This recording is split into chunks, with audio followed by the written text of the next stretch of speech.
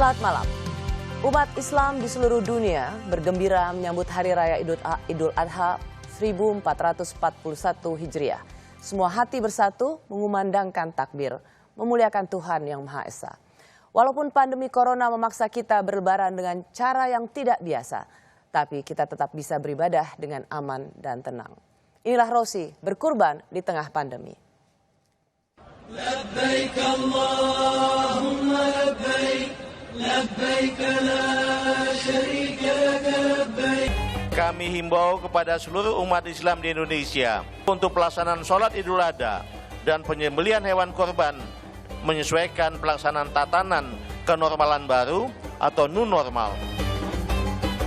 Pandemi COVID-19 mendorong kita untuk memaknai pengorbanan lebih dari sekedar ritual penyembelihan hewan korban. 31 Juli 2020 atau 10 Zulhijjah 1441 Hijriah, seluruh umat muslim memperingati Hari Raya Idul Adha atau sering disebut juga Lebaran Haji.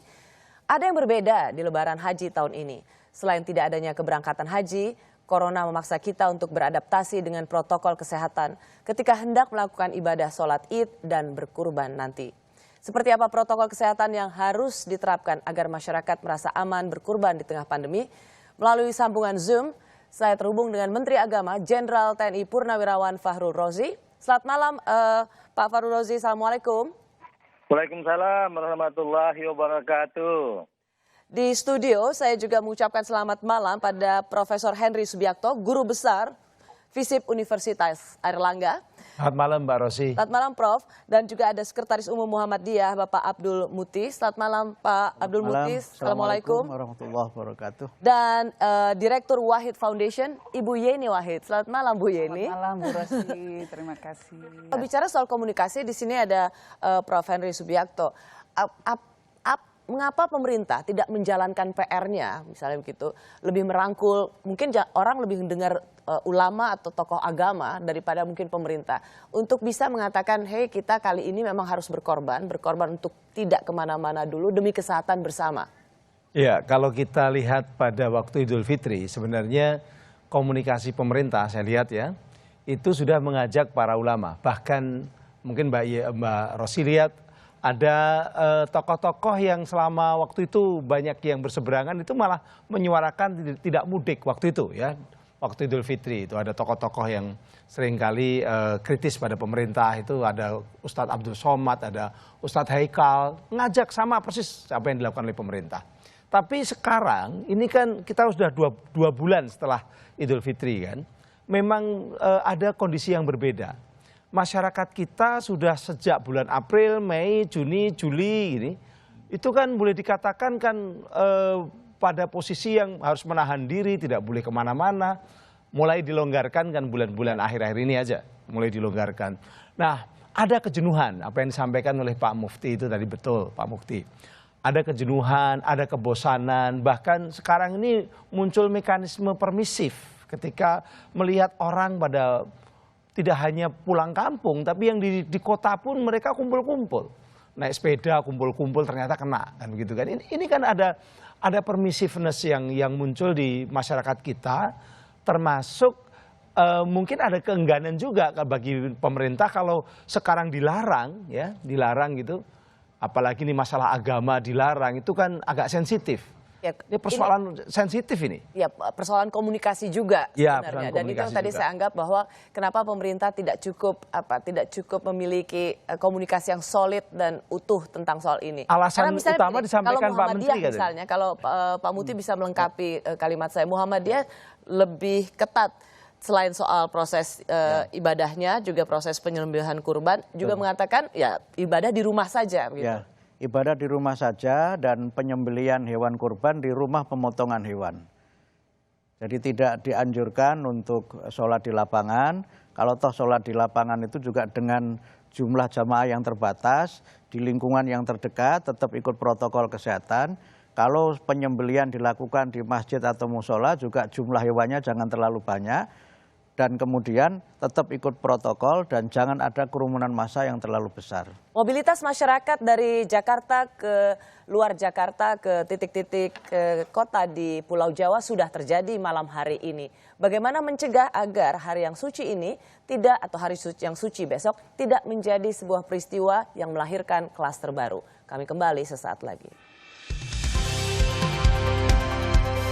لبيك اللهم لبيك لبيك لا شريك لك لبيك. Kami himbau kepada seluruh umat Islam di Indonesia untuk pelaksanaan sholat Idul Adha dan penyembelihan hewan korban menyesuaikan pelaksanaan tatanan kenormalan baru atau new normal.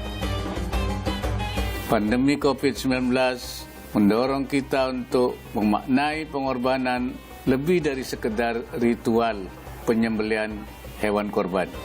Berkurban di tengah pandemi, itulah tema Rosi malam hari ini. Saat siaran ini berlangsung adalah hari Kamis dan besok adalah Hari Raya Idul Adha.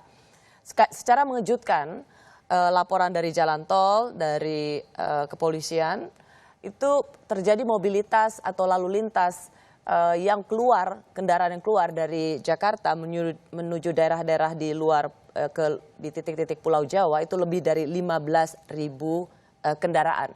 Ini adalah angka yang mengejutkan karena selama ini sosialisasi yang diberikan adalah tentang tata cara ibadah sholat dalam rangka Hari Raya Idul Adha dan proses korban, penyembelihan kurban.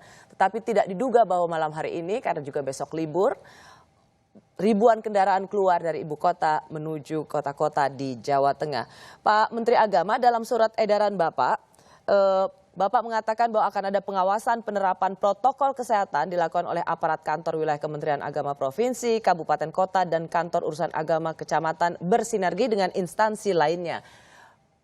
Dengan kedatangan begitu banyak masyarakat ke kampung halaman masing-masing, menurut Bapak ini akan jadi beban berat nggak untuk Kementerian Agama di Provinsi, Kabupaten, Kota?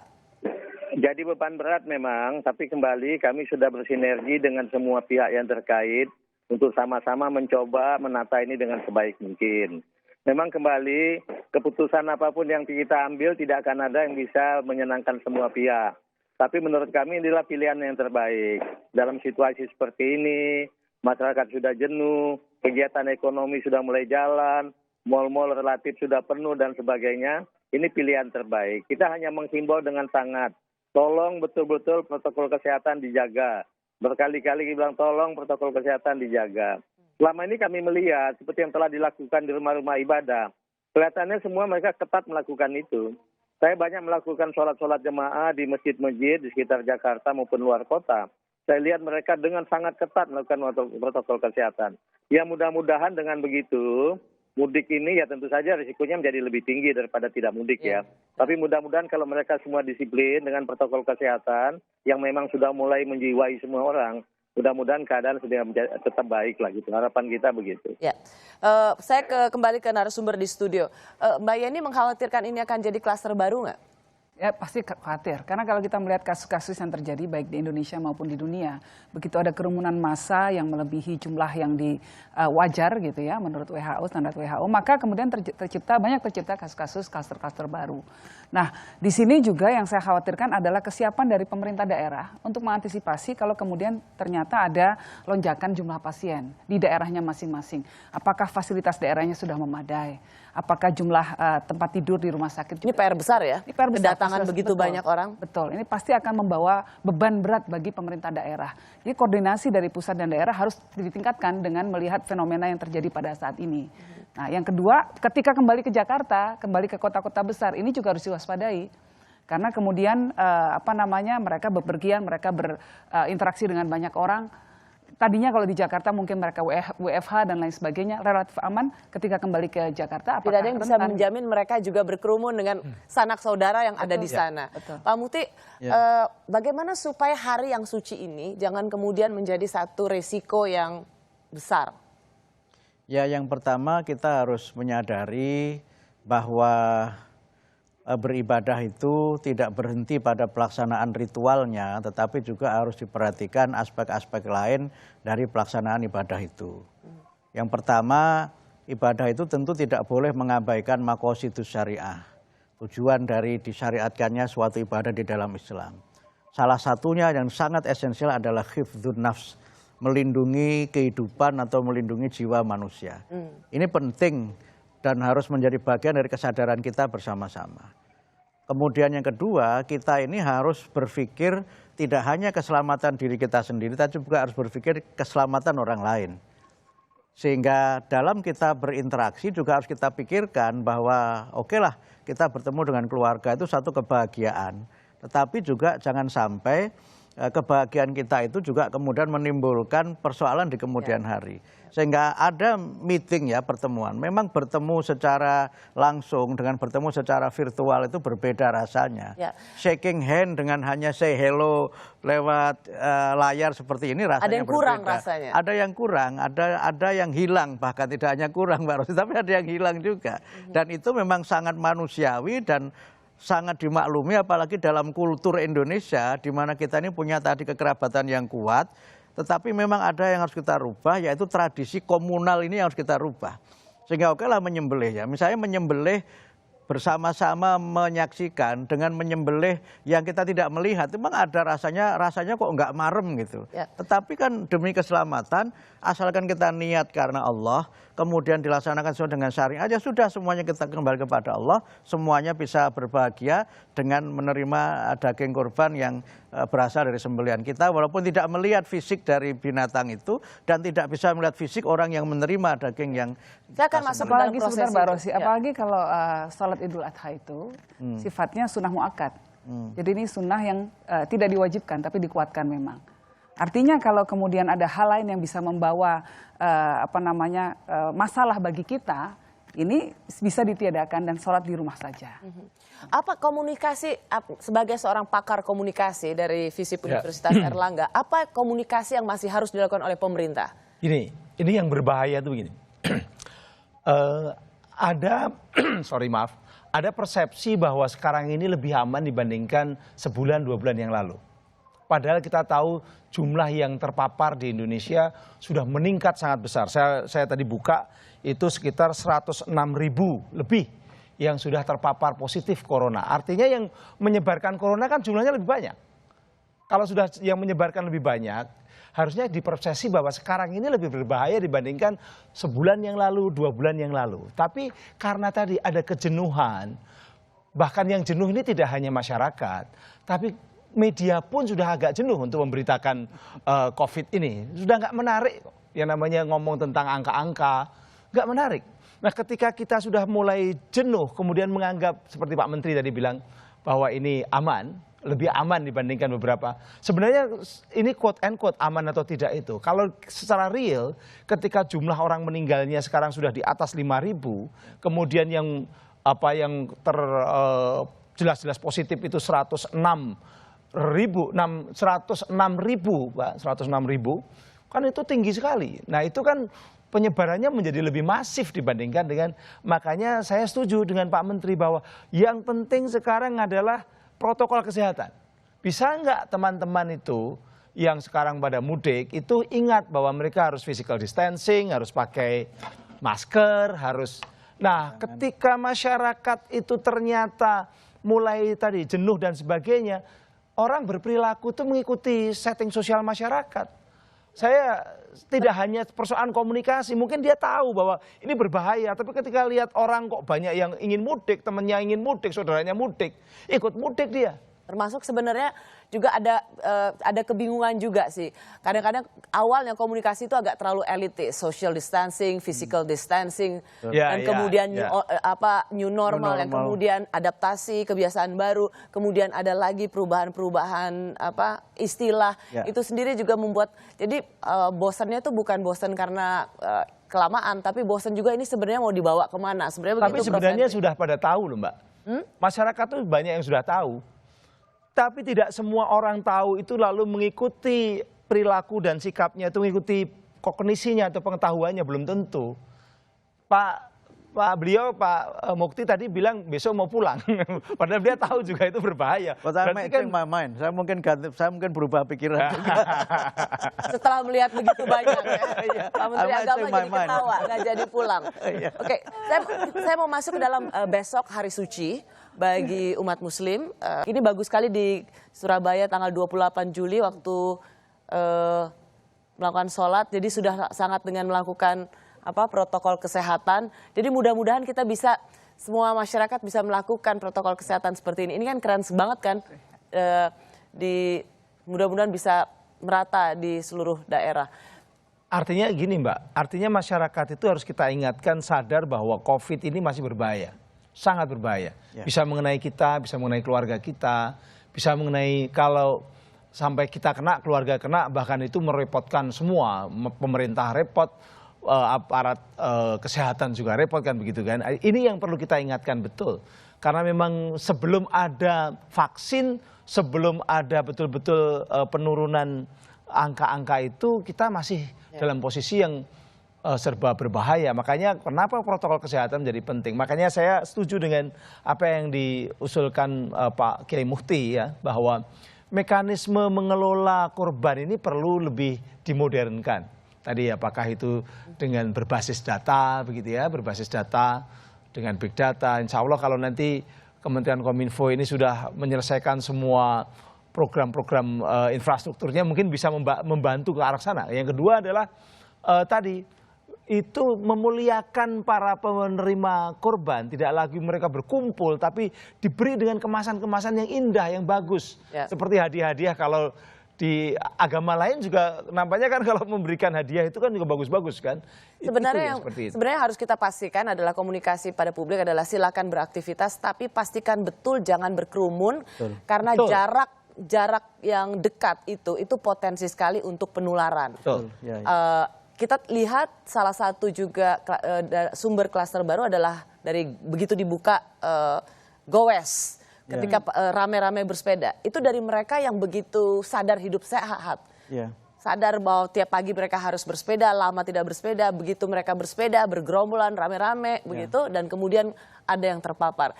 Jadi memang selama kesadaran bahwa jangan berdekatan, jangan berkerumun, karena disitulah kedekatan itulah yang menjadi salah satu sumber penularan bisa dipahami oleh publik, harusnya sih.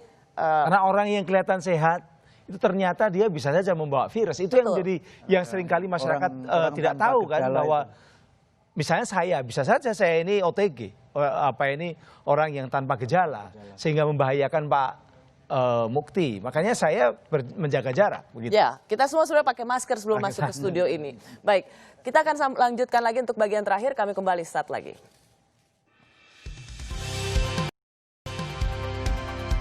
Berkurban di tengah pandemi. Kita telah berada di bagian akhir dari program Rosi dengan tema berkurban di tengah pandemi. Saya ke Pak Menteri Agama. Pak Menteri, apa pesan Hari Raya Idul Adha dari Anda? Ya, pesan kami ya tetap satu, mari kita mensyukuri kedatangan Idul Adha ini dengan merayakan dengan sukacita, dan kita usahakan kita bisa beribadah dengan baik sesuai rukun dan syarat ibadah. Tanpa atau tetap terbebas dari COVID-19. Kemudian kedua, saya menganjurkan bahwa semangat berkurban ini boleh lebih ditingkatkan lagi. Kenapa? Karena semakin banyak orang fakir miskin yang membutuhkan daging. Baik fakir miskin yang asli maupun yang tumbuh secara mendadak akibat COVID-19. Oleh sebab itu kami menggarisbawahi sekali bahwa hewan kurban itu, daging dari hewan kurban itu sebaiknya sebanyak mungkin diberikan kepada fakir miskin dan mereka-mereka yang terkena dampak COVID ini. Yang untuk kita pribadi maupun untuk handai taulan atau tetangga-tetangga sebaiknya diminimais saja begitu ya. Ya mudah-mudahan kemudian kita bisa melakukan ibadah kita dengan baik, mendapatkan pahala yang lebih berlipat ganda, karena memang sesuatu yang kita lakukan itu menjadi sangat dibutuhkan pada saat seperti sekarang ini begitu. Terima kasih. Terima kasih Pak Menteri Agama. Buat Pak Mukti dulu, sebenarnya sama pertanyaan, apa pesan untuk Hari Raya Idul Adha yang akan besok dijalankan oleh umat Muslim? Intinya sebenarnya mengapa kita harus tetap merasa besok istimewa loh, meskipun kita harus berkorban di tengah pandemi? Ya, yang pertama saya menyampaikan apresiasi kepada masyarakat dan kaum muslimin yang di tengah kesulitan ekonomi masih menyisihkan sebagian hartanya dengan berkorban dan berbagi kepada sesama. Disitulah saya kira makna dari Idul Adha, di mana kita masih bisa berbagi di tengah berbagai kesulitan yang ada. Yang kedua, kita masih berusaha untuk melaksanakan ibadah sebagai bagian dari upaya kita untuk membangun spiritualitas, walaupun tentu dengan cara yang sedikit berbeda. Dan ini memang perlu pengorbanan. Kita biasa sholat di lapangan, kemudian sekarang sholat di rumah, tentu harus kita maknai sebagai tanda kita bersyukur. Dan kemudian yang ketiga ya tentu kita mengambil hikmah dari pelaksanaan kurban ini tidak sekedar pada penyembelihan, tetapi penyembelihan itu bisa juga bermakna sebagai sarana dan simbol untuk kita membunuh sifat-sifat bahimiyah atau sifat-sifat kebinatangan yang tercela, dan kita berusaha untuk membangun sifat-sifat kemanusiaan yang mulia dengan memuliakan dan memanusiakan sesama umat manusia. Baik, Mbak Yeni. Jadi dalam momen pandemi ini, justru menurut saya kita itu harus lebih banyak lagi mengekspresikan rasa cinta terhadap sesama kita. Nah, ekspresi terbesar dari rasa cinta itu adalah pengorbanan. Kita ingin berkorban untuk orang-orang yang kita cintai. Kita rela untuk melakukan apa saja untuk orang-orang yang kita kasihi. Nah, justru ketika kita berkorban, memakai masker, mencuci tangan, menjaga jarak, social distancing, tetap diam di rumah saja, itu adalah ekspresi terbaik bagi kita untuk mengekspresikan cinta kita kepada sesama. Marilah kita mengorbankan diri kita ya, dengan tetap berada di rumah saja, dan ini adalah cara kita untuk menyatakan saya cinta kepada sesama warga, saya cinta kepada keluarga saya, orang-orang yang kita kasihi, orang-orang terdekat kita lindungi dengan cara kita berkorban untuk tidak pergi keluar rumah. Oke, terakhir Prof. Ya, kita tahu bahwa ada 200.000 calon jamaah haji yang berkorban tidak berangkat haji tahun ini, tapi ditunda tahun depan.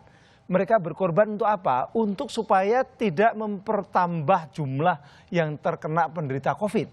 Karena kalau mereka berangkat dengan termasuk diizinkan pemerintah misalnya begitu, itu tentu saja akan munculkan klaster ketika mereka pulang. Mereka berkorban sudah. Tujuannya untuk mengurangi munculnya dampak. Meskipun itu juga karena ketegasan pemerintah Indonesia yang tidak memberangkatkan haji. Nah sekarang kalau mereka sudah berkorban seperti itu, ternyata nanti ketika Hari Raya Idul Kurban muncul lagi klaster hanya gara-gara tidak bisa menjaga diri, tidak bisa menegakkan aturan kesehatan, protokol kesehatan.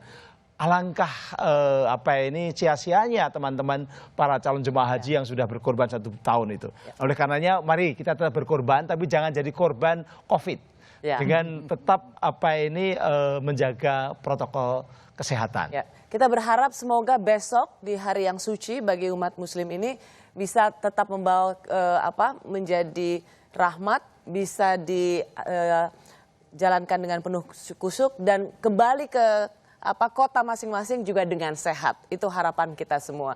Pak Fahrul Razi, terima kasih Pak sudah bergabung di Rosi. Pak Mukti, Mbak Yeni, Prof. Hernis juga terima kasih. Selamat menjalankan Hari Raya Kurban besok. Terima kasih Mbak Rosi. Semoga besok kita semua bisa menjalankan dengan baik dan selalu sehat semuanya. Terima kasih. Wassalamualaikum warahmatullahi wabarakatuh. Terima kasih ya. Hari Raya Idul Adha tidak sebatas ibadah haji dan berkurban, tapi ada semangat untuk berbagi dan mengikhlaskan. Mungkin lewat pandemi ini keikhlasan kita sedang diuji. Ikhlaskah kita mengubah ego untuk merayakan kemenangan di tengah keterbatasan?